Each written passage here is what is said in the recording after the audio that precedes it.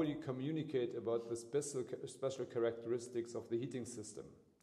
So as part of the legacy of Footprint, we've got display panels. So we walked through the museum earlier, and the museum will tell everything about the history of the building of the Abbey, and obviously the final part of that is what we've done through Footprint. So all of the remodelling inside the Abbey, the heating system itself will have interpretation panels. We'll tell people about the heating system specifically, so all of the dynamics, all of the people that have been involved, pulling the system together, how the system works, and tell the story of our carbon emissions, so trying to meet the future need for our energy.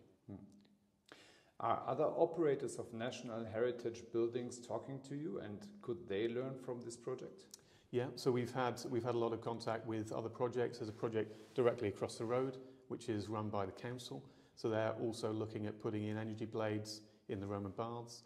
There's been a lot of interest just from the national press and local press, a lot of coverage. So we've been able to get the message out about this very innovative system that we've got with the energy blades, the heat exchanger units. So a lot of interest, a lot of shared knowledge, a lot of sort of commonality in projects which ISO are taking forwards throughout the country. So basically heat pumps are building on the past, securing the monument for the future.